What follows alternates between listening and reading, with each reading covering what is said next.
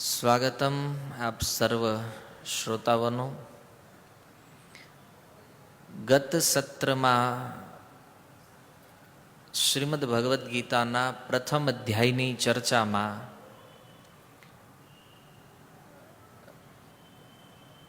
પાંડવ પક્ષના જેટલા પણ વ્યક્તિઓ છે એમના દ્વારા જે શંખનાદ કરવામાં આવ્યો એના વિષયમાં આપણે ચર્ચા કરી. સંજય દ્વારા ધૃતરાષ્ટ્રને એક સુંદર સંબોધન આપવામાં આવ્યું છે. એમાં પૃથ્વીપતે દ્રુપદો દ્રૌપદેયાશ્ચ સર્વશઃ પૃથ્વીપતે સૌભદ્રશ્ચ મહાબાહો શંખાંદગ્મો પૃથક પૃથક. તો ટોટલ 18 વ્યક્તિઓની ગણના અહીંયા કરવામાં આવી છે, જે પાંડવ પક્ષમાંથી જેમણે શંખનાદ કર્યો છે, 18 વ્યક્તિઓ. અને એમાં પૃથ્વીપતિ સંબોધન આપવા પાછળ સંજયનો જે ભાવ બહુ સમજવા લાયક છે.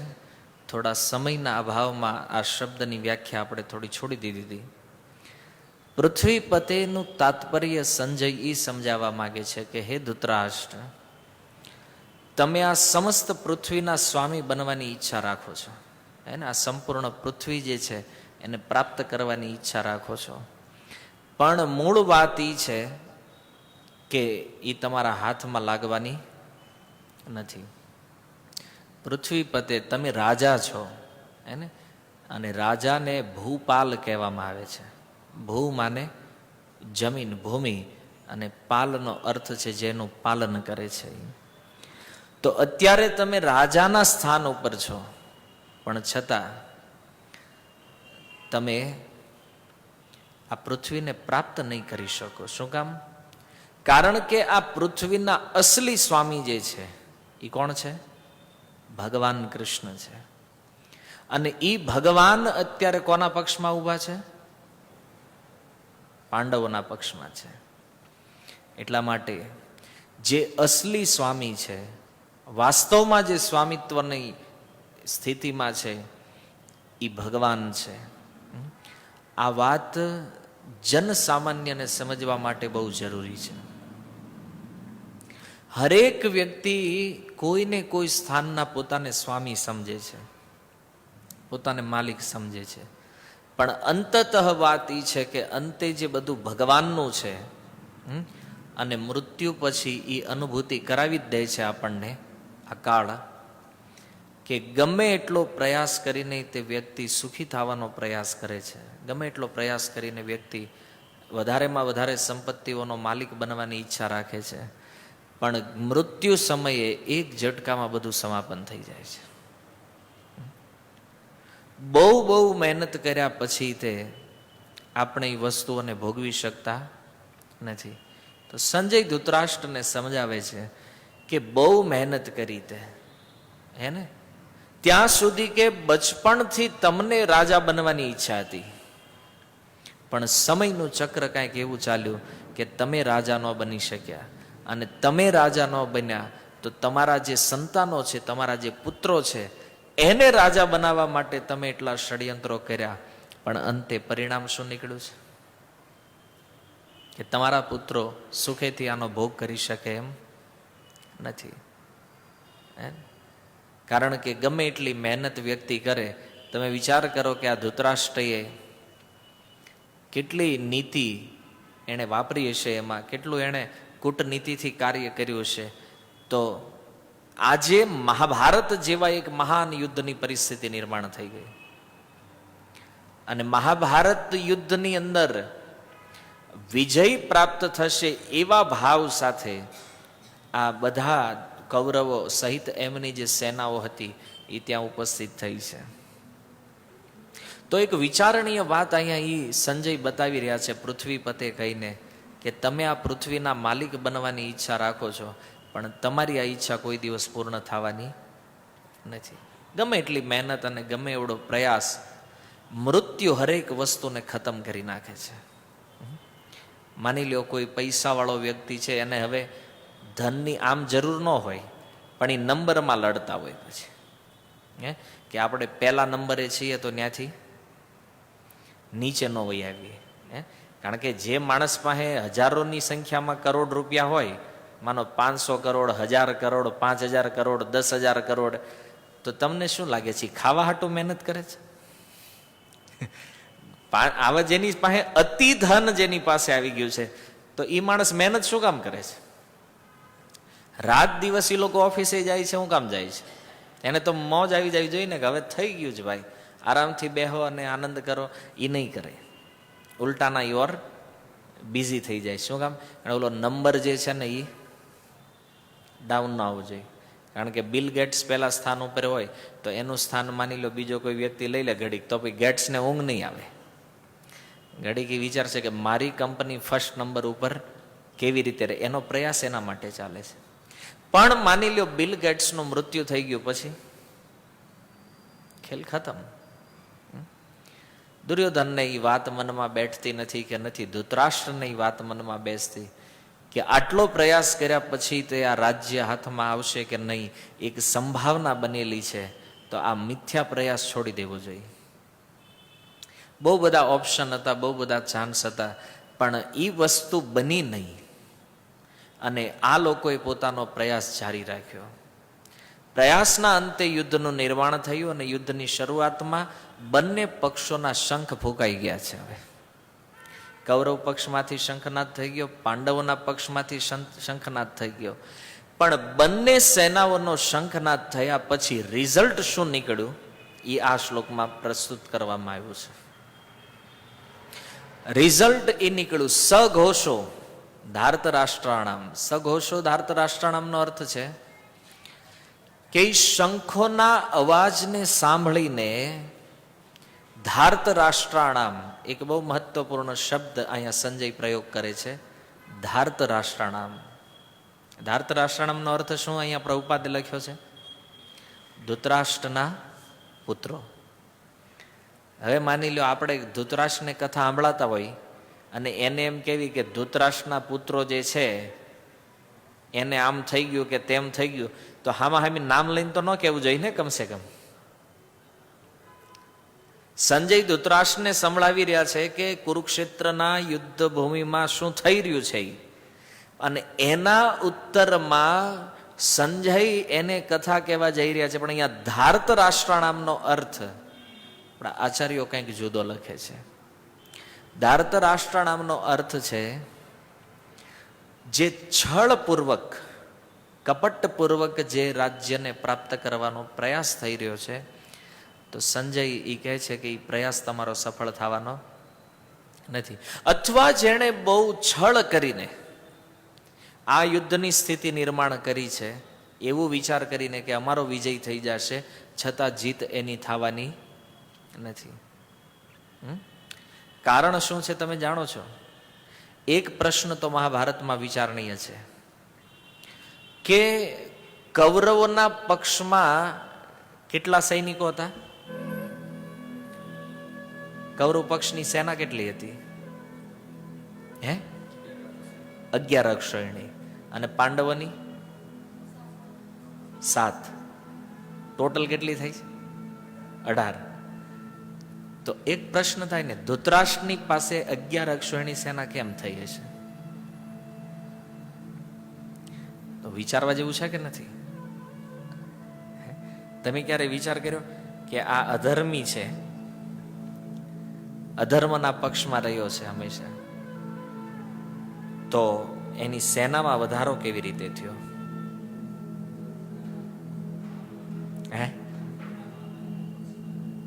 અર્જુનના મામા મતલબ સહદેવ નકુળ જે છે, માદ્રીના ભાઈ શલ્ય, એના પક્ષમાં તો એની 1 અક્ષોહિણી સેના હતી. એટલે એક તો બેઠી એને મળી જે છળથી લીધી હતી એને, કારણ કે મામા તો ભાણાના પક્ષમાં યુદ્ધ કરવા આવતા હતા. પણ દુર્યોધને છળપૂર્વક એને પોતાનામાં વેળવી દીધા. અને બીજી એક ઘટના,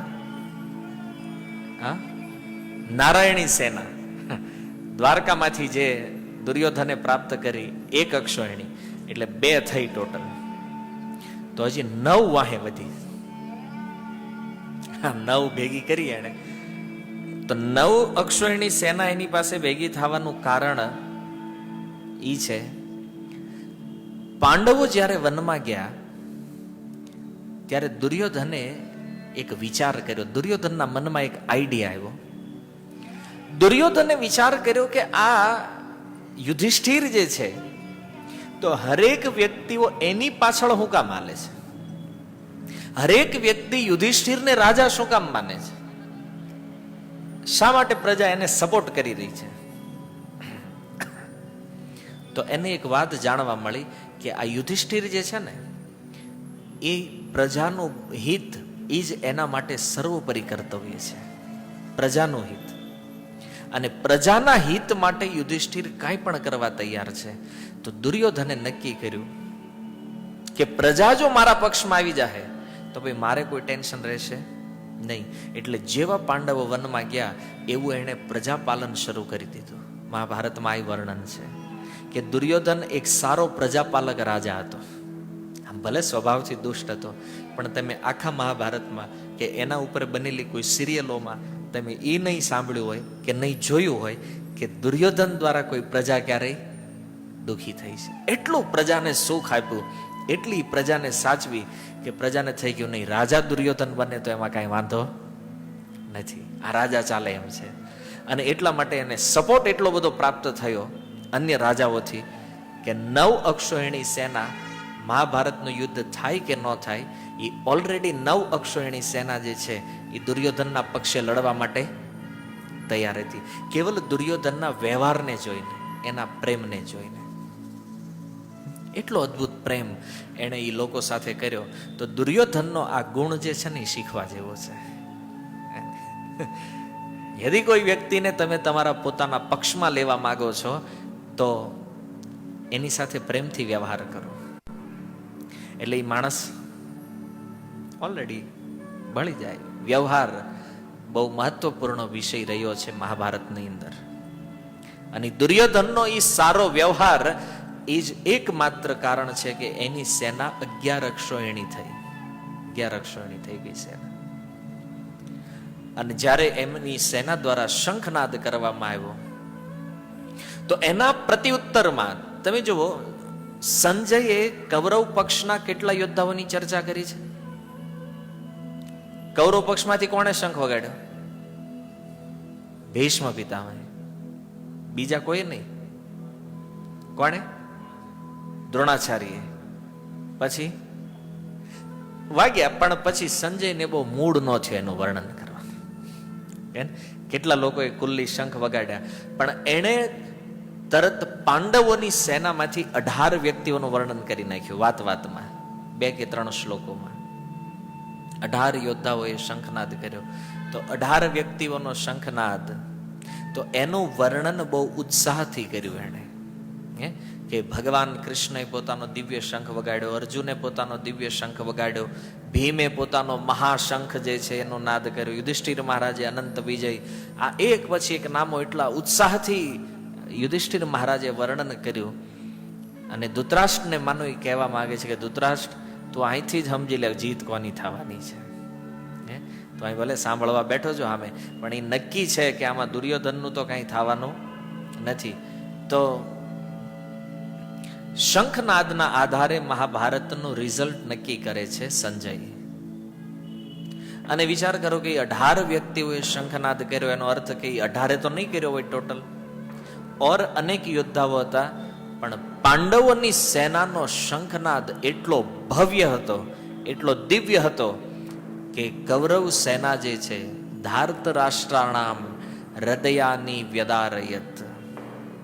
હૃદયાની માને હૃદય, વ્યદારયતનો અર્થ છે વિંધાઈ ગયા. આપણે હાવ ગુજરાતીમાં સમજે વ્યદારયત શબ્દ તો કે હૃદયોને વિંધી નાખ્યા. જેવી રીતે કોઈની વાણી જે છે એ આપણા હૃદયને વિંધે છે ને, કોઈના કટુ વચનો હોય આ હૃદયને વિદીર્ણ કરી નાખે. ખબર કેવી રીતે પડે? તો આંખોથી આંસુઓ નીકળવા માંડે એટલે ખબર પડે કે આપણી વાણી જે છે એ સામેવાળા વ્યક્તિના હૃદયને વિદીર્ણ કરી દીધું છે. તો અહીંયા સંજય કહે છે કે શંખ પૃથ્વી ઉપર વાગી રહ્યા છે, અને પૃથ્વી ઉપર વાગવા વાળા એ શંખનો જે અવાજ છે તો એ અવાજ કેવો છે? તો કહે છે તુમુલ. તુમુલનો અર્થ છે ગગનભેદી. આખા આકાશ એ અવાજથી છવાઈ ગયું છે, આખું આકાશ પરિપૂર્ણ થઈ ગયું અવાજથી. કહેવાનું તાત્પર્ય એ છે, એટલો મહાભયાનક અવાજ હતો, એટલો જોરદારી અવાજ હતો શંખોનો કે ધૃતરાષ્ટ્રના પુત્રોના હૃદયને વિદીર્ણ કરી નાખ્યા એણે.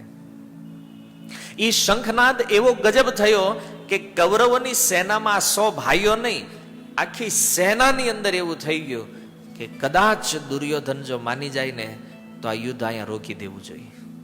કેમ? કારણ કે આ લોકોનો જે ઉત્સાહ છે એ જોતા એવું લાગતું નથી કે આપણે આમાં ટકી શકશું. આ શંખનાદ, ભલે આપણે 2 અઠવાડિયાથી શંખનાદનું વર્ણન કર્યું, પણ એનું રિઝલ્ટ જોવો તમે. સામેવાળી સેનાનો ઉત્સાહ જ ભાંગી ગયો આખો પહેલેથી, કેવલ શંખનાદથી આટલો ઉત્સાહ. એનો અર્થ કે ધૃતરાષ્ટ્રના જે પુત્રો છે એ ભયભીત થઈ ગયા છે, ભય લાગવા માંડ્યો છે એને. અને અહીંયા સમજવાનો વિષય એ છે કે ભગવાનના જે નિત્ય દાસ છે એમનો ભય હંમેશા સમાપ્ત થઈ જાય છે. ભગવત ભક્તને ભય હોતો નથી. તો શંખનાદ થયો, પણ એમાં તમે જુઓ કે પાંડવોએ શંખ વગાડ્યા તો ધૃતરાષ્ટ્રના પુત્રો ભયભીત થયા, પણ ધૃતરાષ્ટ્રના પુત્રોએ શંખ વગાડ્યા તો પાંડવોને શું થયું એનું વર્ણન કોઈ જગ્યાએ નથી. આ નહીં થયું હોય કાંઈ એટલે જ વર્ણન નથી, કારણ કે કૌરવોના શંખનાદ સાંભળી અને પાંડવોમાં કોઈ ભયનું વાતાવરણ નથી. અભક્તને ભય લાગે છે હંમેશા. શીલ પ્રભુપાદ એકવાર પ્રવચન આપતા હતા બંગાળની અંદર, કલકત્તામાં, અને સમય હતો દ્વિતીય વિશ્વયુદ્ધ વખતે. ઇસ્કોનની સ્થાપના નહોતી થઈ હજી, અને લગાતાર બોમ્બ મારી થઈ રહી હતી કલકત્તા ઉપર. આમ તમે ભાળો એમ વિમાનમાંથી બોમ્બ પડતા હતા નીચે. અને એવા સમયે આખું શહેર અફડા તફડીમાં, બધા લોકો ક્યાંક અહીંથી ભાગી રહ્યા છે, ક્યાંક આમ ભાગી રહ્યા છે, પણ પ્રભુપાદ પ્રવચન આપતા હતા, શાંતિથી બેઠા. પ્રભુપાદજી કહે છે, જે શ્રોતાઓ બેઠા હતા એણે કીધું, સ્વામીજી ભાગો. કેમ? એકાદ બોમ્બ આવશે ને તો આપણે તો બધા અહીંયા હરિબોલ થઈ જાઓ. પ્રભુપાદજી કે તો એક હારે ભગવત ધામ જાશું, ભગવાનના ધામમાં. શા માટે ચિંતા કરો છો જ્યારે આપણી રક્ષા કરવા માટે સ્વયં ભગવાન કૃષ્ણ છે? તો આપણે કોઈ પ્રકારે ભયભીત થવાની જરૂર. હવે કોઈ માણા બેહીએ કે પ્રવચન ચાલુ, તમે વિચાર કરો અહીં ઉપરથી બોમ્બ પડતા હોય, તમે કલ્પના કરો, ખાલી દ્રશ્ય વિચારો કે ઉપરથી બોમ્બ પડતા હોય અને આપણે અહીંયા ભગવદ્ ગીતા સાંભળવા બેઠા હોય, તો લાગે છે આપણે ભગવદ્ ગીતા સાંભળી શકશું? અસંભવ જેવી વાત છે. ભગવત ભક્તને મૃત્યુનો ભય નથી હોતો. આ એક બહુ સમજવા લાયક વાત છે. શ્રીમદ ભાગવતની અંદર પ્રહલાદ મહારાજની સુંદર કથા 7મ સ્કંદમાં વર્ણિત છે. પ્રહલાદ ભગવાનના ભક્ત છે અને હિરણ્યકશિપુ એક અસુર વ્યક્તિ છે. પ્રહલાદને મારવા માટે અનેક વાર એણે પ્રયાસ કર્યા, પણ પ્રહલાદ મહારાજ ભયભીત થયા નહીં. પર્વતો ઉપરથી એને ફેંકવામાં આવ્યા, પ્રહલાદને કોઈ ભય નથી. હાથીઓના પગ નીચે કૂચડીને મારી નાખવાનો પ્રયાસ થયો, પ્રહલાદને કોઈ ભય નથી. અગ્નિમાં બાળવાનો પ્રયાસ થયો, છતાં પ્રહલાદને ભય નથી. ઝેર આપવામાં આવ્યું ભોજનમાં, છતાં પ્રહલાદને કોઈ ભય નથી. હિરણ્યકશિપુ અંતે થાકી અને પ્રહલાદને પૂછે છે, ભાઈ તું ડરતો કેમ નથી? આખું વિશ્વ મારાથી ડરે છે અને તું મારાથી ડરતો નથી. પ્રહલાદ મહારાજ કહે છે, તમારાથી ડરવાનું કોઈ કારણ નથી. શું કામ ડરીએ તમારાથી? કારણ કે જેની રક્ષા સ્વયં ભગવાન કરે છે એ વ્યક્તિ કોઈ અન્યથી શા માટે ભયભીત રહેશે? નહીં રહેવું જોઈએ, પણ છતાં ભય લાગે છે. જ્યારથી આપણે ભગવદ્ ગીતા શરૂ કરી છે, દુર્યોધનના મનનો એક ભય આપણને સ્પષ્ટ દેખાઈ રહ્યો છે કે મારી હાર થશે કે જીત થશે. એક સામાન્ય વ્યક્તિના મનમાં આ પ્રશ્ન હંમેશા રહ્યા કરે છે, હું હારીશ કે જીતી જઈશ. અને આ જ વસ્તુ આપણે અનુભવતા હોઈએ છીએ આપણા વ્યવહારમાં. મારી હાર થશે કે મારી જીત થશે. વ્યવહારમાં હું હારીશ કે જીતીશ, બિઝનેસમાં હું હારી જઈશ કે જીતીશ, હંમેશા આપણું મન દ્વંદ્વોમાં ફસાયેલું રહે છે. આનું કારણ માત્ર એક છે કે આપણને ભગવાન ઉપર વિશ્વાસ નથી, આપણને ભરોસો નથી ભગવાન ઉપર. અને જે વ્યક્તિએ ભજન કરવું છે એને ભરોસો ભગવાન ઉપર રાખવો પડે. પ્રહલાદને ભરોસો હતો, એટલા માટે પ્રહલાદને ગમે એટલા કષ્ટ આપવામાં આવ્યા, કોઈ પ્રકારનું કષ્ટ પ્રહલાદને સ્પર્શ કરી શક્યું નહીં. તો મૃત્યુનો ભય તે વ્યક્તિને ભયભીત કરી શકતો નથી. જગતમાં માણસ ઘણા બધા ભયથી ભયભીત હોય, અને ખાસ કરીને સૌથી મોટો ભય જે છે એ શેનો છે? મૃત્યુનો, મરવાનો ભય છે. તો ભગવાનના ભક્તો આ ભયથી તે મુક્ત થઈ જાય છે, ભગવાન ઉપર વિશ્વાસ રાખે છે એટલા માટે. અને શ્રીમદ ભાગવતની અંદર ઓર એક કથા વર્ણિત થઈ છે, અમરીશ મહારાજ. તો અમરીશ મહારાજ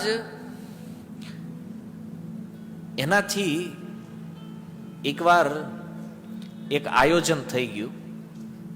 આયોજન છે ને બહુ વિચાર કરીને કરવું જોઈએ. અમરીશ મહારાજે આયોજન કર્યું કે આપણે દુર્વાસા મુનિને ઇન્વાઇટ કરીએ. એકાદશી છે આજે, તો આવતીકાલે દ્વાદશીનું પારણ છે. તો દુર્વાસા મુનિ જો આવે, આટલા મોટા તપસ્વી વ્યક્તિ છે, અને એની સાથે પ્રસાદનો આખો કાર્યક્રમ ગોઠવાણો. દુર્વાસા મુનિને કીધેલું કે પારણનો ટાઈમ 7 થી 10 નો છે, તો એ વચ્ચે તમે આવી જાજો. 9:45 થયા, દુર્વાસાજી આવ્યા નહીં. પછી ધીરે ધીરે 9:45 તોય દુર્વાસાજી નો આવ્યા. 9:10 થઈ. અમરીશ મહારાજે વિચાર કર્યો કે હવે શું કરવું? થોડો સમય પારણનો બચ્યો છે, અને જો પારણનો સમય વયો જશે તો એકાદશી વ્રત ફેલ થાય, અને દુર્વાસા મુનિ આવ્યા પહેલા જો પારણ કરી લેવું તો જીવન ફેલ થઈ જાય. કારણ કે ભાઈ એ તો ક્રોધની સાક્ષાત મૂર્તિ છે. જો દુર્વાસા મુનિનો અપરાધ થશે ને તો મૃત્યુ તો નિશ્ચિત છે. તો અમરીશ મહારાજે નક્કી કર્યું કે વ્રત તો તોડવું નથી, પછી ભલે ને મરવું પડે, શું વાંધો છે એમાં. કેમ?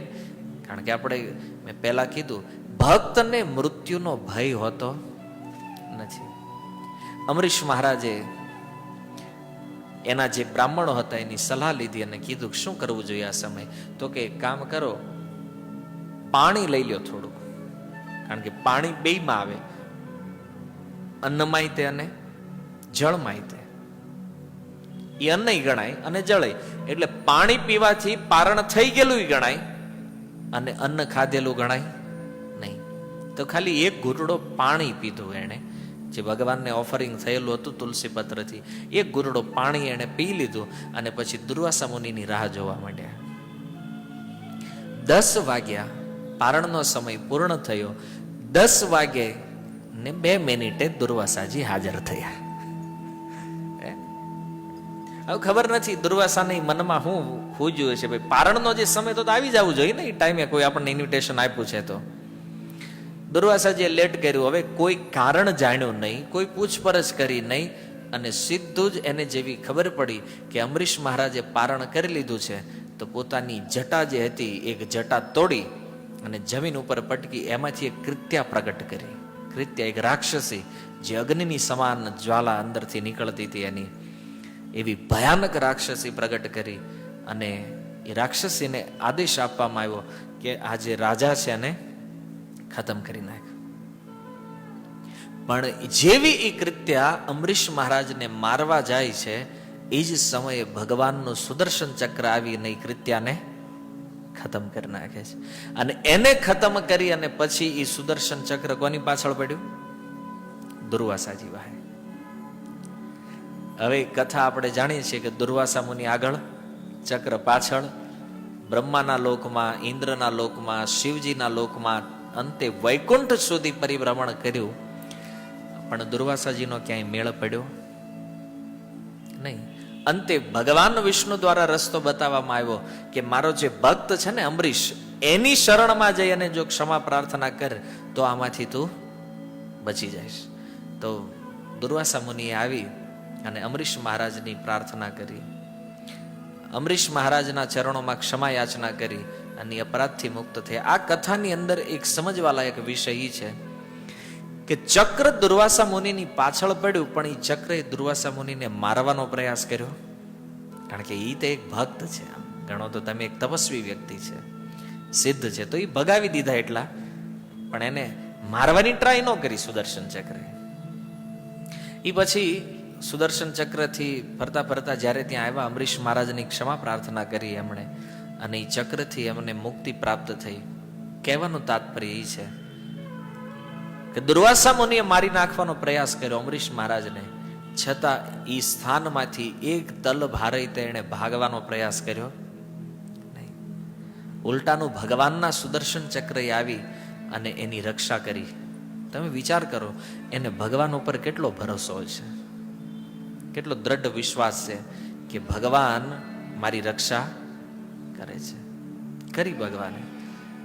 રૂપ ગોસ્વામી શરણાગતિના લક્ષણોમાં કહે છે, અવશ્ય રક્ષિબે કૃષ્ણ. વિશ્વાસ પાલન. ભક્તિવિનોદ ઠાકુર એક ભજનમાં લખ્યું છે, અવશ્ય રક્ષિબે કૃષ્ણ વિશ્વાસ પાલન. જેને એવો દ્રઢ વિશ્વાસ છે કે ભગવાન મારી રક્ષા કરશે.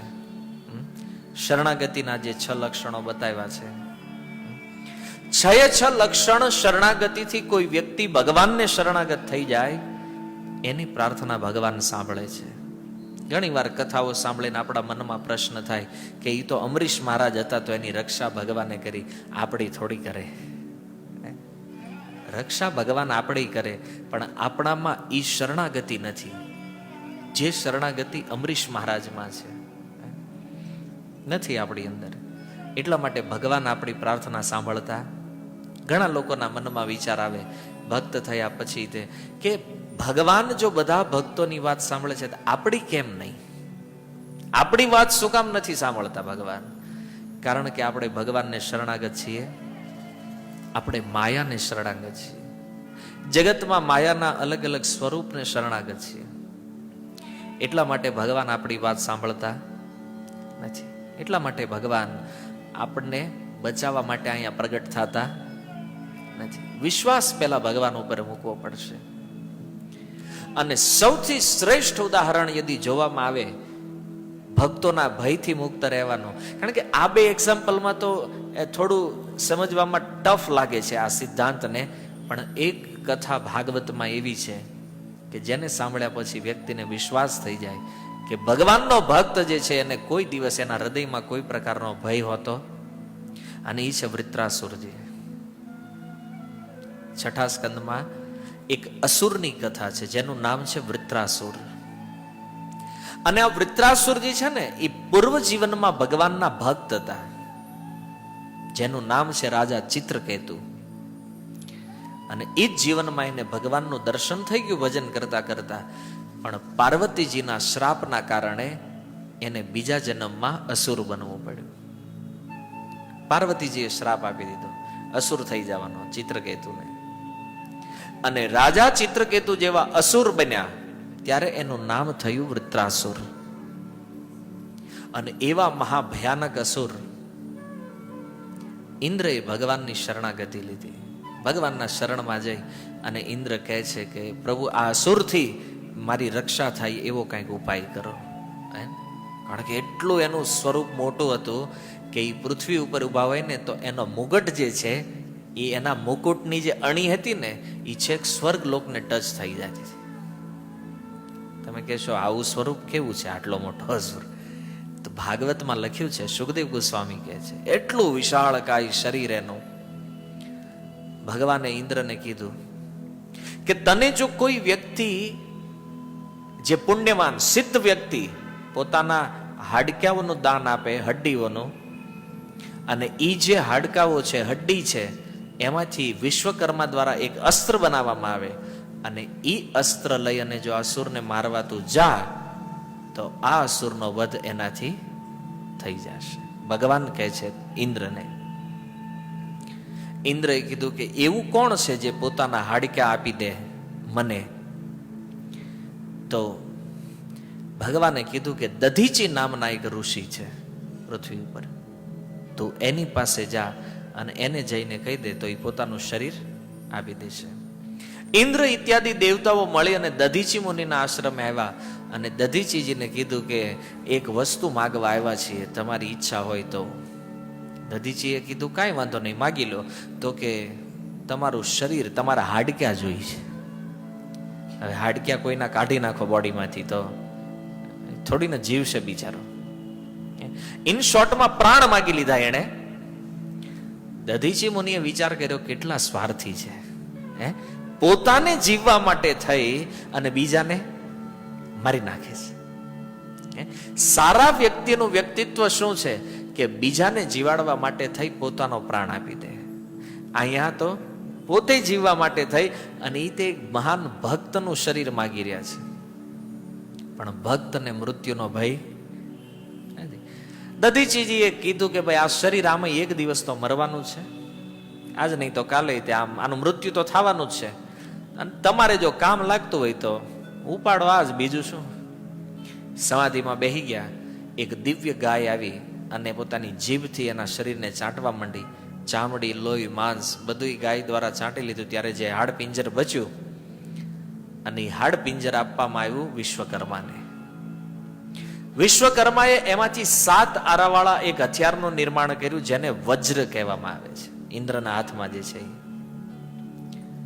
એ વજ્રનું નિર્માણ થયું. અને એ વજ્ર જ્યારે બની ગયું ત્યારે ભગવાને કીધું કે આ વૃત્રાસુર ઉપર આક્રમણ કરો. આ વજ્રના પ્રભાવથી વૃત્રાસુરનું મૃત્યુ થશે. વૃત્રાસુર અને ઇન્દ્ર બે યુદ્ધમાં સામસામે આવ્યા અને વૃત્રાસુરજી એના ભવ્ય દિવ્ય શરીરને જોયું. ઇન્દ્રની હિંમત નો હાલી વજ્રનો પ્રહાર કરવાની. વિચાર કરો, સ્વયં ભગવાને કીધું છે છતાં એ વજ્રનો પ્રહાર ન કરી શક્યા. ઇન્દ્રને થયું આની હારે લડાઈ નહીં. વૃત્રાસુરજોને થયું કે આ ભલે યુદ્ધ ન કરે, હું ટ્રાય કરું. તો એણે આમ એક ઝાપટ મારી એના હાથીને, તો અંબાડી સહિત ઇન્દ્ર ક્યાંય ખોવાઈ ગયો. અને વૃત્રાસુરજી કહે છે ઇન્દ્ર ઉઠ, ઉભો થા અને તું મારી ઉપર પ્રહાર કર. ઇન્દ્ર તોય પ્રહાર નથી કરતા. 2 કારણ. એક કારણ તો એના મનમાં ભય તો હતો જ, અને બીજું કારણ કે એને જોયું કે એક બ્રાહ્મણની હત્યા મેં પહેલા કરી અને મને બ્રહ્મ હત્યાનું પાપ લાગ્યું, કેટલું ભાગવું પડ્યું. અને જો આ બીજા બ્રાહ્મણને મારીશ ફરીથી મને બ્રહ્મ હત્યાનું પાપ લાગશે. એક વાર તો માંડ માંડ નીકળ્યો, બીજી વાર સંભાવના લાગતી નથી. ઇન્દ્ર નથી, વજ્ર નથી ઉપડતો એના હાથમાં. અને ત્યારે વૃત્રાસુરજી જે શબ્દ ભાગવતમાં કહે છે, ઇન્દ્રને કહે છે અરે ઇન્દ્ર, કેટલો મૂર્ખ વ્યક્તિ છો તું.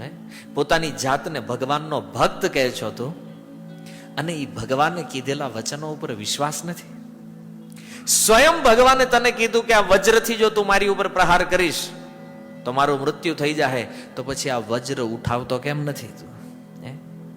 ભગવાન ઉપર વિશ્વાસ નથી અને કહે છો પોતાને ભગવાનનો ભક્ત. કેટલી સુંદર વાત. વૃત્રાસુર, ઇન્દ્ર તો ઘડીક આશ્ચર્યચકિત થઈ ગયો. અરે બાપ રે, એક અસુર વ્યક્તિ છે અને છતાં પોતાને જ મારવાનો ઉપાય પોતે બતાવી રહ્યો છે. વૃત્રાસુરજી કહે છે ઇન્દ્ર એટલો વિચાર કરવાની જરૂર નથી, આ તારું વજ્ર ઉઠાવ અને મારી ગરદન કાપી નાખ, મારું મૃત્યુ થઈ જાય. ઇન્દ્રએ વજ્ર ઉઠાવ્યું અને પ્રહાર કર્યો એણે વૃત્રાસુરજી ઉપર. તો વૃત્રાસુર ઉપર પ્રહાર કર્યો, અહીંથી ગળું કાપવાની શરૂઆત કરી એણે. પછી અહીંથી કટ કરતા કરતા કરતા કરતા ફરીને અહીંયા સુધી પાછા આવ્યા ને ત્યારે 1 વર્ષ વ્યતીત થઈ ગયું. હવે તમે ગળાની સાઈઝ માપી લો કે એ સાઈઝ કેવડી છે. એ ગળાની વૃત્રાસુરજીનું સ્વરૂપ કેવડું હશે, મોટું. 1 વર્ષ થયું. ઇન્દ્રએ 1 રાઉન્ડ લગાવ્યો એની ગરદન ફરતે ખાલી, એ તે વજ્રથી. અને જ્યારે ઇન્દ્ર એ વૃત્રાસુરજી ઉપર પ્રહાર કરે છે, જ્યારે એને મારવાનો પ્રયાસ શરૂ હતો, અને એ સમયે વૃત્રાસુરના મુખેથી 4 શ્લોકો નીકળે છે જે ભાગવતની અંદર સૂર્યની સમાન પ્રકાશિત. વૃત્રાસુરજીના મુખેથી 4 શ્લોકો, એનો સાર રૂપ અદ્ભુત શ્લોક બોલ્યા છે કે હે પ્રભુ, નચ પારમેષ્ઠમ, પરમેષ્ઠી પદની મને કોઈ કામના નથી. પરમેષ્ઠી પદનો અર્થ છે બ્રહ્માનું જે પદ છે. મારે બ્રહ્માનું પદ નથી જોતું, નથી ઇન્દ્રનું પદ જોતું, કે નથી કદાચ આખી ત્રિલોકીનું રાજ્ય તે તમે મને આપી દો તોય પ્રભુ મારે એ જોતું નથી. મારે એની કોઈ કામના નથી.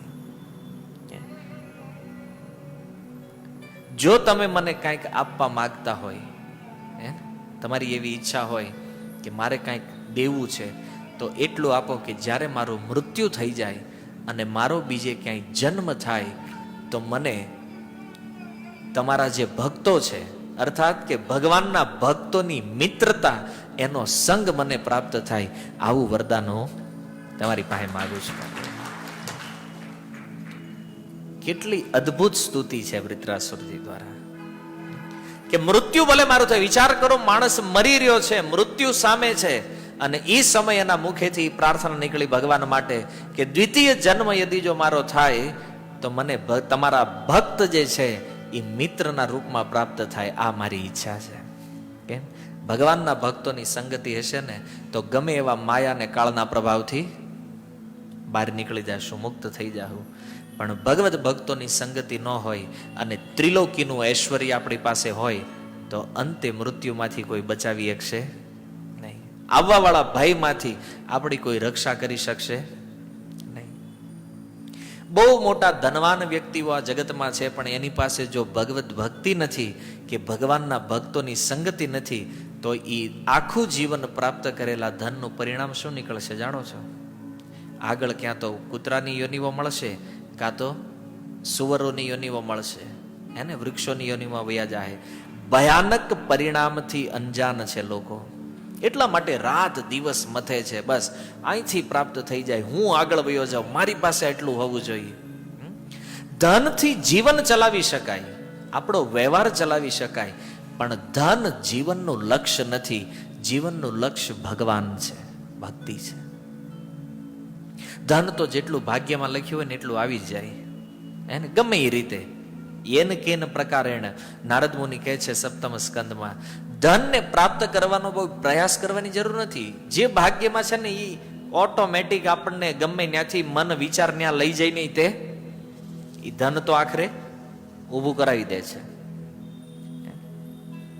પણ ભગવત ભક્ત જે છે ને મૃત્યુનો તે ભય હોતો નથી. વૃત્રાસુરજીના પ્રસંગમાં ભાગવતની અંદર આ વાતને સ્પષ્ટ કરવામાં આવી.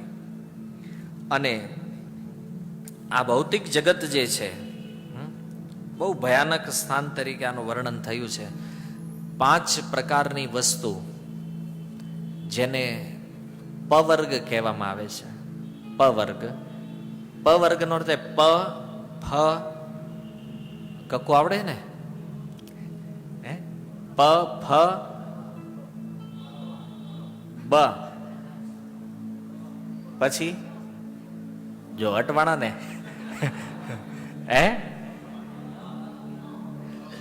હા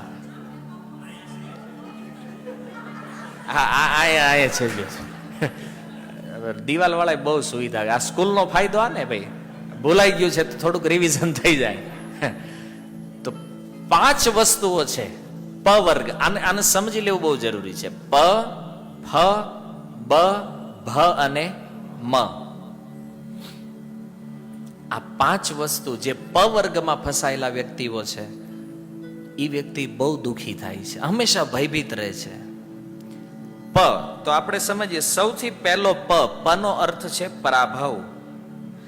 પરાભવનો અર્થ છે અસફળતા, અનસક્સેસ.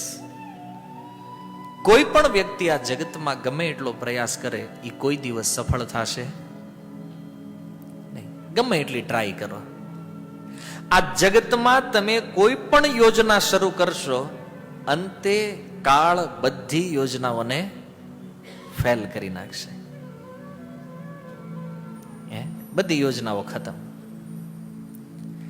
કઈ રીતે આ વસ્તુ બને છે? કોઈ વ્યક્તિના મનમાં પ્રશ્ન થાય કે ભાઈ બધી યોજનાઓ કઈ રીતે વિફળ થઈ જશે? આજે આપણે કોઈ બિઝનેસ શરૂ કર્યો, બિઝનેસ કરતા ગયા, મૃત્યુ આવી ગયું, પ્લાન ખતમ. અસલી સફળતા એને કહેવાય કે જેટલો સમય આપણે ધારીએ એટલા સમય સુધી આપણે અહીંયા રહી અને એ વસ્તુનો ભોગ કરી શકીએ તો આપણે સફળ છીએ. કોઈ પ્રકારના મૃત્યુનો ભય ન હોવો જોઈએ, અસફળતાનો ભય નહીં. અહીંયા તો કોઈ પણ કામ શરૂ કરીએ તો તરત એક વિચાર મનમાં આવે છે કે આ હારું નહીં હાલે તો, માનો દુકાન નાખી તો વિચારે નહીં હાલે તો. સૌથી પહેલો વિચાર અસફળતાનો કે આપણે આમાં સફળ થાશું નહીં. અસફળતાનો ભય છે કે નહીં? પરાભવ, આને પ કહેવામાં આવે છે. બહુ મહેનત આપણે કરીએ છીએ, પણ આ તથ્ય જો કોઈ વ્યક્તિને સમજમાં આવી જાય તો એ વ્યક્તિ કોઈ દિવસ ફાલતુ મહેનત કે ગધા મજૂરીમાં કોઈ દિવસ પોતાનો સમય વેસ્ટ કરશે નહીં. બહુ મહેનત કરવા વાળા લોકોને છે ને પોતાની ઉપર ગર્વ હોય. અમારી જેટલી કોઈ મહેનત કરતું નથી. જો અમે કેટલા મહેનતુ લોકો છીએ. ખાસ કરીને ભણેલો માણસ હોય ને કાંઈ કરતો ન હોય, હા આરામથી બધું કરતો. એક શિક્ષકની વાત લઈ લઈએ આપણે, છે નહીં એ તો ઘરના છે, એનો કઈ વાત. શિક્ષક વિદ્યાર્થીઓને શું કહેતા હોય છે ખબર છે? હવે એ ભણ્યા હોય કોલેજ 3 વર્ષ, અને જે ક્લાસમાં જ્યારે આવે ને એટલે કે જો તમારે સક્સેસ થવા માટે બહુ મહેનત કરવી પડશે, ફૂલ મહેનત, નહીતર તમે આગળ વધી શકશો નહીં. તમે જીવનમાં કાંઈ નહીં કરી શકો. સક્સેસ થવા માટે મહેનતનો બીજો હાર્ડ વર્ક સિવાય બીજો કોઈ વિકલ્પ નથી. હવે ભાઈ તું એમનામ નિરાતે પાસ થઈ ગયો છે. હાર્ડ મહેનત ને હાર્ડ વર્ક એવા શબ્દો વાપરે ક્લાસરૂમમાં તો વિદ્યાર્થીઓને એમ થાય કે સારું ભણશું નહીં તો બધું આપણું લાઈફ ધી એન્ડ થઈ જાય. અને ક્યારેક આ વાતની એટલી ઊંડી અસર પડે છે કે અમુક વિદ્યાર્થીઓ આત્મહત્યા કરવા માટે મજબૂર થઈ જાય છે. સખત મહેનત કરો, હાર્ડ વર્ક કરો. હવે એ અડધો દિવસ સ્કૂલમાં ભણાવીને પછી નીકળી જતો હોય, શું હાર્ડવર્ક કર્યું છે ભાઈ તે? અડધા કલાકનો એક પીરિયડ અમે કેટલું દિલથી ભણાવીએ છીએ, એ તો ખબર છે અત્યારે રિઝલ્ટ જોઈ. સખત મહેનત, પણ છેલ્લે શું મળે છે? નિષ્ફળતા, અસફળ થઈ જાય છે. ભણેલા વ્યક્તિઓ માનતા હોય છે નહીં અમે બહુ મહેનત કરીએ છીએ, અમે આ સમાજમાં અમારી જેટલી મહેનત કોઈ નથી કરતું. હે ને, ભણી ગયા પછી જ્યારે નોકરી કરવા માટે જાય, કોઈ ડોક્ટર હોય તો કહે છે નહીં અમે બહુ હેલ્પ કરીએ છીએ સમાજને. આતે પણ એક પણ વ્યક્તિની મહેનત પૈસા વગરની નથી. આજે ડોક્ટર પાસે જાવ તો મફત આપે જ દવા. અમુક તો હાથ પકડવાના હો લે છે. હોય એ પત્તું હોય સારું, મોટી હોસ્પિટલ 1000 ખાલી ફાઇલ કઢાવવાના થાય, 1000 રૂપિયા મેં દીધા છે. સમજ્યા? બોલો ચેક કરવાના, અને પછી કદાચ કઈ ન આવ્યું રોગમાં તો એ કઈ પાછા ન આપે. ચાલો ભાઈ આ નોર્મલ છે તો જવા દો. ભલે એ કહેતા હોય નહીં અમે સેવા કરીએ છીએ, પણ એ અસલી સેવા, કારણ કે અંતે બધું અસફળ થઈ જાય. માનો કોઈ વ્યક્તિને લાસ્ટ સ્ટેજનું કેન્સર હોય અને ડોક્ટર પાસે લઈ જાવ એને કહે તું બહુ ભણ્યો છો ને, લગાડ તારી વિદ્યા અજમાવી લે, આમાં તારું ભણતર કામે લગાડ. એ પછી કહી દે હવે ભગવાન સિવાય, હવે આમાં દવા નહીં દુઆ કામ કરે. જ્યારે ડોક્ટર હાર માની લે ત્યારે શું થાય છે? છોડી દેવો પડે છે કેસ.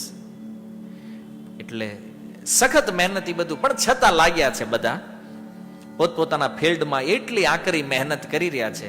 અને મહેનત કરતા કરતા અસફળતામાંથી સફળતા બાજુ જવા માટે સખત મહેનત, અને એટલી મહેનત કરે કે પછી આવી જાય ફમાં. પ માંથી ક્યાં આવે? ફ નો અર્થ છે ફીણ નીકાળી જાય. એટલી મહેનત કરે કે મહેનત કરીને ફીણ નીકળી જાય તો આ ઉભા રહે નહીં. પ્રકૃતિ મહેનત કરાવીને છે ને ફીણ કઢવી નાખે છે, પણ તોય પછી નક્કી કરે કે નહીં આમાં આપણે હાલવું છે. તો પહેલું જે આપણે ચર્ચા કરી અસફળતા, પ માને પરાભવ. હવે છે ને આપણે એક સિમિલર જગતની ચર્ચા કરતા જઈએ સામે, એટલે આપણને ખબર પડે કે આ બેમાંથી ક્યાં રહેવા જેવું છે, ક્યાં જવા જેવું છે. ભૌતિક જગતમાં ગમે એટલી મહેનત કરો, ગમે એટલું કામ કરો, તમારો ગમે એટલો પ્રોજેક્ટ, છેલ્લે ધી એન્ડ. જ્યારે આધ્યાત્મિક જગતમાં કોઈ દિવસ પરાભવ થતો નથી. અસફળતા જેવું ત્યાં કાંઈ હોતું નથી, પહેલી વાત. પણ બીજું કે તમે જો ઘોડાને તમે બહુ દોડાવો, એની લિમિટ બહાર દોડાવો, પછી શું થાય? ફીણ નીકળી જાય ને, મોઢામાંથી ફીણ નીકળવા માંડે ઘોડાને. એમાં એ તે માણસને જ્યારે બહુ કામ કરાવો ને ત્યારે થાકી જાય, પછી થાકે છે ને. અમુક લોકો કહી દે બહુ ધંધો કર્યો, હવે થાક્યા જ ભાઈ. બોલે કે નાના પણ હીરાનું માર્કેટ બહુ સારું છે, ત્યાં રહેવા જો, થાકી ગયા. કેમ? ફીણ નીકળી ગયા છે હવે. અને એકવાર ફીણ નીકળી ગયા પછી ફરીની કામ થાય નહીં. ફ વર્ગમાં જ્યારે ભગવાનના ધામની અંદર આધ્યાત્મિક જગતમાં કોઈ પ્રકારની થાકવાની અનુભૂતિ થતી નથી, કોઈ થકાન નહીં. જેવો વ્યક્તિ છે એવો ને એવો ફ્રેશ, એની ટાઈમ, હંમેશા માટે એક જ સ્થિતિમાં વ્યક્તિ રહે છે. તો ફ વસ્તુ છે ને બહુ અઘરી છે. તો ફ ફીણ નીકળે પછી બ, પછી ત્રીજા અક્ષરમાં જશે બ, અને બ નો અર્થ છે બંધન. આ ભૌતિક જગતમાં હરેક વ્યક્તિ કોઈને કોઈ બંધનમાં છે. સામાજિક બંધન, પારિવારિક બંધન, શારીરિક બંધન, માનસિક બંધન. અને બંધનના કારણે એને કાર્ય કરવું પડે છે, અને આ કાર્ય એ વિવશ થઈને કરે છે. બંધન. આપણે ઘણી બધી ભગવત કથાઓ સાંભળી, ઘણા બધા પ્રવચનો સાંભળ્યા, અને એ બધા પ્રવચનોમાં એક નિષ્કર્ષ તમે સાંભળ્યો છે કે અસલી સુખ જે છે એ ભગવાનની સેવામાં છે. અસલી સુખ ભગવત ભક્ત બનવામાં છે. અસલી આનંદ ભગવાનને શરણાગત થવામાં છે. છતાં આપણે જે ફસાવા વાળું કાર્ય છે એનો ત્યાગ કરી શકતા નથી. શું કામ? બ વર્ગમાં છીએ એટલે બંધન. અને બંધન કેટલા છે? પહેલું, પરિવાર. પ્રભુજી, અમારે તો બહુ ઈચ્છા હોય મંદિરે આવવાની રવિવારે, સત્સંગમાં શુક્રવારે, પણ વ્યવહાર એવો છે ને, શું કરીએ? જયા વગર હાલે એવું જ નથી. હું એકલો રહું અહીંયા, અને એકલા માણાને વ્યવહાર કેટલો હોય, એટલે નથી નીકળી એકાતું આ બધું. મને એમ થાય રોજ માળા કરવી છે પણ થાતી નથી. હું કામ? કારણ કે ટાઈમ એવો છે ને ઓફિસનો, હું બંધાઈ ગયો છું. પ્રભુજી, હમણાં જો મારે કંઈક સારું વાત ને તો આમ જો એટલું ભજન કરે ને, એટલી સેવા, તમારે આમ જો ફોન કરીને બોલાવવાની જરૂર જ ન રહે. એની ટાઈમ તમે કયો ત્યારે હું હાજર. પણ એવો હલવાણો છો ને પ્રભુ, કોણ બહાર કાઢશે? હા, તમને ઈ જ્ઞાન થઈ ગયું છે, આપણે હલવાઈ ગયા છીએ, બંધનમાં છીએ, પણ એ વિચાર નથી કરતા કે અહીંથી બહાર કેવી રીતે નીકળવું.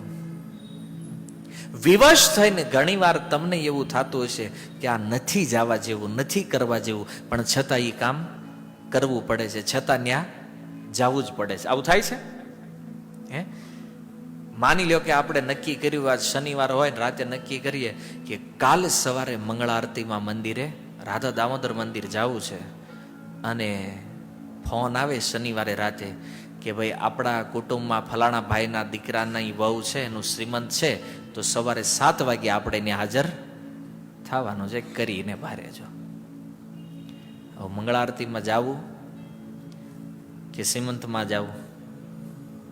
પછી શનિવારે રાતે 11 વાગ્યા સુધી વિચાર કરે ક્યાં જાવું એ, અને 11 વાગ્યા હુતા પહેલા ડિસિઝન લઈ લે શ્રીમંતમાં જવું પડશે. કારણ કે મંદિર ક્યાંય નહીં વયું જાય, પણ આ વિવશ થઈને માણસ પછી બંધન બાજુ એને ઢળી જવું પડે છે, બંધનમાં. જ્યારે આધ્યાત્મિક જગતની અંદર આવું કોઈ બંધન હોતું નથી કે આ કાર્ય તમારે ફરજિયાત કરવું જ પડે. આરામથી આંટા મારો, ત્યાં કોઈ કહેવા વાળું નથી કે આ તમારે કરવું જ પડશે. તો કેટલા અક્ષર થયા? 3. પ, ફ, બ, અને હવે ભ. ભનો અર્થ છે ભય, જે અહીંયા ધૃતરાષ્ટ્રના પુત્રોમાં દેખાઈ રહ્યો છે, જે આપણા બધાની અંદર તે સ્પષ્ટ છે. ભયના કારણે વ્યક્તિ ઘણા બધા કાર્યો કરે છે, અને એ કાર્યોની એક સૂચિ અહીંયા પ્રસ્તુત છે. ભયના કારણે માણસ સવારમાં સ્નાન કરે છે. આમાં એવું લખ્યું છે, ભયથી સ્નાન. પહેલી વાર મેં વાંચ્યું તો મને સમજાણું, નાવામાં હે ને બીક હોય ભાઈ, સ્નાન કરવામાં હું ભય છે, પણ ભય છે કદાચ જો હું સ્નાન નહીં કરું, બાજુવાળાને ખબર પડી જાય તો કે આજે નાયા વગેરેનો આવ્યો છે. સ્નાન ભય, રોગનો ભય છે. રાજ આપણે સ્નાન નહીં કરીએ, કોઈ રોગ લાગી જાય તો, કારણ કે અત્યારે તો વાયરસ બહુ નીકળ્યા છે, ખબર નથી કયો નાનો એવો ક્યાંથી અંદર કરી જાય. ભય છે. આપણે સુંદર વસ્ત્ર પહેરીએ છીએ, તૈયાર થઈ, શું કામ? ભયના કારણે. સારું નહીં લાગે ને કોઈ કહે તો ભાઈ, વસ્ત્ર માટે તે. પતિ ને પત્નીનો ભય, મોટા મોટી જે વાત, પત્નીથી બધા ડરે છે. ભગવાનની એક અદ્ભુત રચના છે, અને એ પુરુષોને ડરાવવા માટે જ બનાવવામાં આવી છે. ને એવું ભાગવતમાં લખ્યું છે, 3 જગ્યાએ સુખદેવજીએ કીધું છે, સ્ત્રીઓની રચના શું કામ થઈ છે? પુરુષોને કંટ્રોલ કરવા માટે. પ્રકૃતિનો આ નિયમ છે, એ સૃષ્ટિની રચનામાં જ લખ્યું છે, એટલે એ ઉપરથી જ હાલ્યું આવે છે, એ કંટ્રોલ પાવર જે છે. તો અનેક પ્રકારના ભય હોય છે. રોડ ક્રોસ કરી રહ્યા છે, અકસ્માતનો ભય. ગાડી ચલાવી રહ્યા છે, એક્સિડન્ટ થયું, મૃત્યુનો ભય. કેટલા બધા ભયથી માણસ જીવે છે, અને હંમેશા એ ભયથી બચવા માટે એ પ્રયાસ કરે છે. પહેલા જે ગાડીઓ હતી સિમ્પલ હતી, અકસ્માત થયો તો માણસ ખતમ, પછી એમાં જોવા જવાનું નહીં કે આમાં કાંઈ વધ્યું છે કે નહીં. અને પછી લોકોના મનમાં વિચાર આવ્યો કે નહીં, અકસ્માત તો બહુ થશે, તો ભયથી બચવા માટે ગાડીઓમાં એરબેગ લગાવી દીધી. ઉકલવા વાળા તોય ઉકલી જાય. એરબેગ. એક સત્ય ઘટના છે, મારે કાર લેવી હતી, તો હું અલગ અલગ કારના શોરૂમમાં ગયો, તો એક કારના શોરૂમ વાળાએ વાત કરી, એને મેં એરબેગની વાત કરી, તો એણે કિસ્સો સંભળાયો, બહુ સાંભળવા લાગી છે. એ કે અહીંયા બધા લોકો સેફટી ફીચર્સ જોવે, એમાં ખાસ કરીને એરબેગ અત્યારે પ્રચલિત છે. તો એ એક ભાઈએ છે ને મર્સિડીઝ કાર લીધી. મર્સિડીઝ એટલે બહુ ઊંચું નામ છે, અને એમાં સિક્યુરિટી તેવી હોય. બનવા સંજોગ એ છે કે મર્સિડીઝનું એક્સિડન્ટ થઈ ગયું, અને તમે નહીં માનો, એરબેગ ન ખુલી. હવે એનું ટેસ્ટિંગ તો થાય નહીં કે આ ખુલીને બંધ થાય, એવું કે ટેસ્ટિંગ આનું હોય નહીં. તો જેણે 30-40 લાખ રૂપિયા એ ગાડીમાં નાખ્યા હશે સારી સેફટી માટે થઈ, ભાઈ તો ઉકલી ગયા, કારણ કે એરબેગ ખુલી નહીં ગાડીમાં, હે ને. તો મૃત્યુ યદી છે તો કોઈ પણ પ્રકારના ભયના રક્ષણ કરવાવાળા સાધનો આપણને બચાવી શકશે નહીં. ઘણા બધા ભયથી રક્ષા, આપણે ઓર ટેકનોલોજી વિકસાવતા જઈએ છીએ, આનાથી વધારે સુરક્ષા થાય, આનાથી વધારે સુરક્ષા થાય, આનાથી વધારે સુરક્ષા થાય. જેટલી સુરક્ષા વધારતા ગયા એટલું જ મૃત્યુ નજીક આવતું ગયું. અને 5મો જે આપણો વર્ગ છે એ શું છે? મનો અર્થ છે મૃત્યુ. કોણ નથી ડરતું એનાથી? તો મૃત્યુ 5મો ભય છે. તો આ મૃત્યુ હંમેશા થાય છે અને એ થવાનું છે, છતાં મૃત્યુ હરેક વ્યક્તિને ભયભીત કરે છે. બહુ ભયાનક અવસ્થા છે આ. પણ મૃત્યુથી માણસ એટલે ડરે છે કારણ કે પોતાના કર્મો જે છે એના વિષયમાં એને ખબર છે કે આ જીવનમાં મેં જે કર્મ કર્યા છે એના કારણે મારું જે નેક્સ્ટ જીવન આવવાનું છે એ કેવું થશે, આનાથી તો ડાઉન જવાનું છે. અને એટલા માટે આ મૃત્યુનો ભય રહે છે. સમજવાનો વિષય છે કે આ 5 વસ્તુ જે છે ને એને પ વર્ગ કહેવામાં આવે છે, અને આનાથી વિપરીત ભગવત ભક્તિમાં લાગી જવું એને અપવર્ગ કહેવામાં આવે છે. માને આ 5 પ્રકારના પ વર્ગથી મુક્ત. અપવર્ગ, આ 5 થી ઉપર ઉઠી જવું એને અપવર્ગ. તો ભગવાનના ભક્તો જે છે ને એ અપવર્ગમાં હોય છે. એટલા માટે એને મૃત્યુથી કોઈ ભય હોતો નથી, મરવાથી ડરતા નથી. જ્યારે સામાન્ય માણસ જે છે એને ભય હંમેશા સતાવે છે. અહીંયા ભગવાન શ્રી કૃષ્ણ પાંડવોના પક્ષમાં છે એટલા માટે પાંડવોને કોઈ ભય નથી. ઓલા ગમે એટલા જોરથી શંખ ફૂકે નહીં, અહીં કોઈ અસર થાય એમ નથી. પણ અહીંયા કૌરવો જે છે તો એ કૌરવોના હૃદય વિદીર્ણ એટલા માટે થયા કારણ કે એના મનમાં ભય સિવાય બીજું કાંઈ નથી, ભગવાન નથી. તો પાંડવોનો જ્યારે એ શંખનાદ સાંભળ્યો અને શંખનાદ એટલો જોરદાર હતો કે એને સાંભળતા વેત જ તે પાંડવોના એ શંખથી કૌરવોને લાગ્યું કે હવે આપણે અહીંયા જીતી શકવી એમ. મનોબળ ભાંગી ગયું એનું કેવલ શંખનાદના કારણે. તો આ રીતે ધૃતરાષ્ટ્રના પુત્રોના હૃદય વિદીર્ણ થયા છે. જે વ્યક્તિ કપટી છે, અન્યાયી છે, દોષી છે, એને હૃદયમાં હંમેશા ભય થશે. આ એક વાત તમે વિચારી રાખજો હંમેશા માટે. શું કામ? કારણ તમે જુઓ, જ્યારે આપણે કંઈ ગલત કામ કર્યું હોય ને ત્યારે આપણા હૃદયમાં ભય હોય છે. અનુભવ થયો છે કે નહીં? આપણે ખોટા હોય ત્યારે આપણા હૃદયમાં ભય હોય, 100% ભયભીત હોય છે. અને જ્યારે આપણે સત્ય હોય ને ત્યારે સામે વાળો ગમે એમ પગ પછાડે નહીં. આપણે જો ગલત નથી તો એ વખતે આપણે ઢીલા પડતા નથી. તો અહીંયા પાંડવોના હૃદય વિદીર્ણ ન થયા, કૌરવોના થઈ ગયા. શું કામ? કારણ કે મૂળમાં જ અસત્ય એની અંદર બેઠું છે, કપટી છે, એટલા માટે એ ભયભીત છે. જ્યારે પાંડવોમાં કોઈ ભય નથી કારણ કે કોઈ કપટ નથી, કેવલ ભગવાનનો આશ્રય છે. તો એટલા માટે પાંડવો ભયથી મુક્ત છે. તો આપણે ભયથી મુક્ત રહેવા માટે કોની શરણ લેવી પડશે? ભગવાનની. જ્યાં સુધી કોઈ વ્યક્તિ ભગવાનને શરણાગત નહીં થાય, આ જગતના ભયથી તમને કોઈ મુક્ત નહીં કરી શકે. ગમે એ વ્યક્તિ પાસે વયા જાઓ, કોઈ ભયથી મુક્ત કરી શકે નહીં.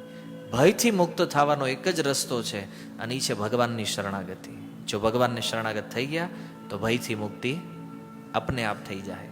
મૃત્યુનો ભય નહીં રહે. જેમ 2-3 ભક્તોના ઉદાહરણો આપણે પહેલા જોયા. ધ્રુવને મૃત્યુથી ભય નથી, પ્રહલાદને, અરે ગણમાં શું કામ બેઠા છીએ આપણે? કોઈ પણ ભક્ત લઈ લ્યો ભગવાનના, એને મૃત્યુનો ભય હતો. જ્યારે આ જગતમાં બધા લોકો ડરશે. શું કામ?